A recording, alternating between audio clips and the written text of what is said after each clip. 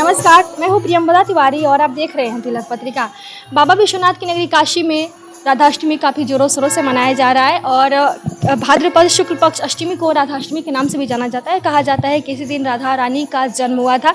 तो अभी हम यहाँ पर आए श्रद्धालुओं से बातचीत करेंगे, यानी हरे राम हरे कृष्ण संकीर्तन की ओर से काफ़ी वर्षों से राधाष्टमी मनाया जाता है। तो अभी हम कुछ श्रद्धालुओं से बातचीत करते हैं, जानते हैं उनके लिए राधा रानी क्या है और कितने सालों से राधाष्टमी मना रहे हैं। मेरा नाम कृष्ण प्रसाद दास है।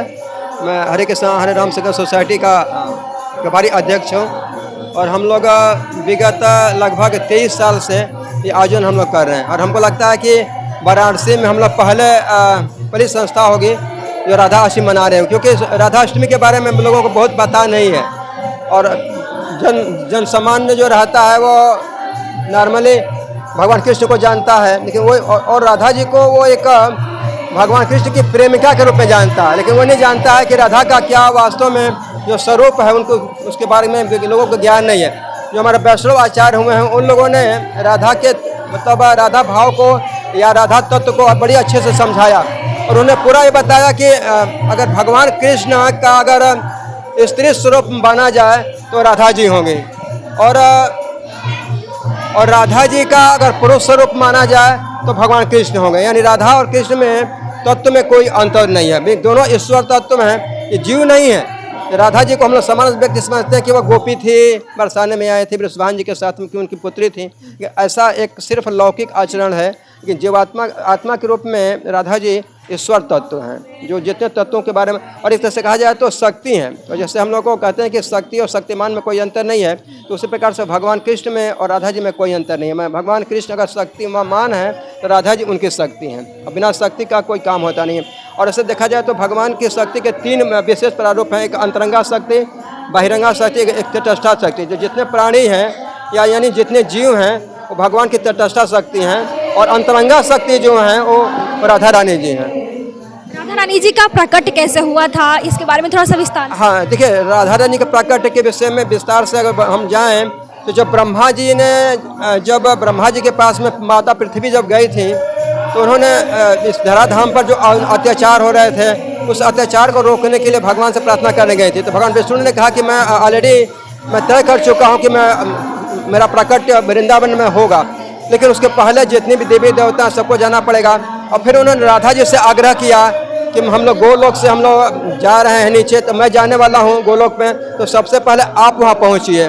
तो वृषभान जी के जो पत्नी थी कीर्ति मैया, उनके गर्भ में राधा जी का प्रकट ऐसे हुआ ना, ओरस उसको बोला जाता है कि स्थापित हुई थी वो ऐसे, क्योंकि एक समान जीव नहीं है वो, जैसे कि हम लोग का एक समान जीव की उत्पत्ति होती है, जीव का प्रकट होता है, ऐसा नहीं। तो उनको ना बिल्कुल उन्होंने स्वयं अवतार लिया उन्होंने, और सबसे पहले वो 1 साल 15 दिन उनका आरोहण हुआ है। माने कि भगवान कृष्ण की जो जन्माष्टमी होती है उससे पहले मतलब जो हम लोग जन्माष्टमी करते हैं तो समझिए राधाष्टमी अगले साल के मना रहे होते हैं हम लोग।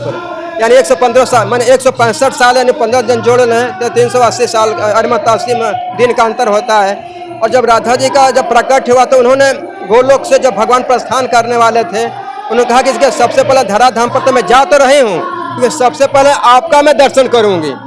तो उनका जब प्रकट राधा रानी का हो गया तो आँख से वो अंधी थी, मतलब उनकी आँखें नहीं थी। जब अब वृषभान जी गोकुल में भगवान के प्रकट का उत्सव मनाने के लिए गए थे, तब राधा जी को लेकर के गोद में गए थे। तो राधा जी ने सबसे पहले किसको देखा? भगवान को देखा। और जैसे भगवान को देखे उन्होंने आँख उनकी खुल गई। ये है। आपके लिए राधा रानी क्या है, उनको आप क्या मानते हैं? हम लोग राधा रानी को इष्ट मानते हैं अपना। बिल्कुल भगवान कृष्ण में और राधा जी में कोई अंतर नहीं मानते। बिल्कुल समझते कि भगवान है कि एक तरह से स्त्री स्वरूप है एकदम से। भगवान का राधा रानी का पुरुष स्वरूप भगवान कृष्ण हो गए, और भगवान कृष्ण की जो अगर स्त्री स्वरूप देखेंगे तो है राधा जी। आज आप राधाष्टमी मना रहे हैं, कौन कौन से कार्यक्रम किया है आपने यहाँ पर? हाँ, देखिए हम लोग प्रारंभ से हरिनाम हमारा बिल्कुल होता ही है। और तुलसी जी हम एक ऐसा चरित्र हैं जो गोलोक धाम में ऐसा चरित्र है जो ऐसा समझिए कि एक ग्वाल बालों का एक समूह है, एक माताओं का समूह है, यानी गोपियों का समूह है। लेकिन तुलसी माता जी ऐसी हैं जो तटस्थ है। तटस्थ मतलब दोनों में है, दोनों समूह में है।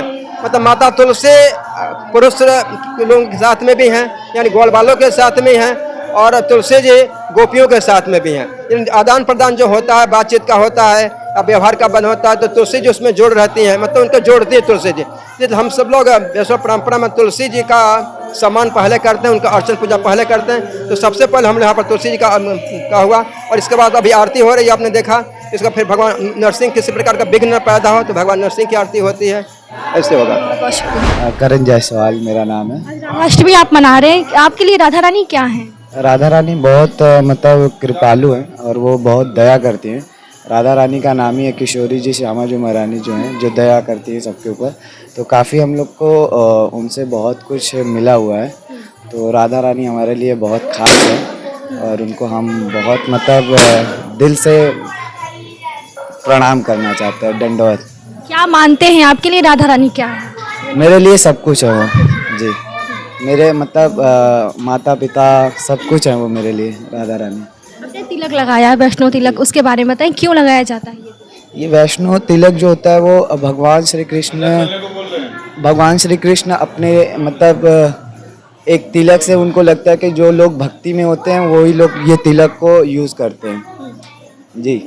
तो हम लोग भी वैष्णो भक्त हैं, इसलिए हम लोग भी तिलक लगाते हैं। राधाष्टमी हम लोग 25 सालों से मनाते आ रहे हैं, 35 सालों से मनाते आ रहे हैं। और हमारे अध्यक्ष महोदय का गाइडेंस बहुत अच्छा रहता है, उनके दिशा निर्देश में हम लोग काम करते हैं। कितनी श्रद्धा है राधा रानी में, भगवान श्री कृष्ण में? आप नहीं, हमारे राधा रानी का दोनों से उतना ही संबंध है जितना कि भगवान ठाकुर जी से है। काफी आप मग्न रहते हैं, नृत्य करते हैं, उसके बारे में थोड़ा बताइए, क्या उत्साह कितना रहता है? नहीं, नृत्य के करने के बाद भी हम लोग को महामंत्र जाप करना जरूरी है। जो महामंत्र जाप नहीं करेगा वो कोई काम नहीं है। राधा ही कृष्ण है और कृष्ण ही राधा है बेटा, सब कुछ राधे में ही है। जब राधा नहीं है तो कृष्ण भी अधूरा है।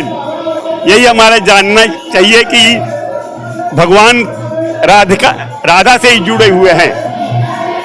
बहुत शुक्रिया।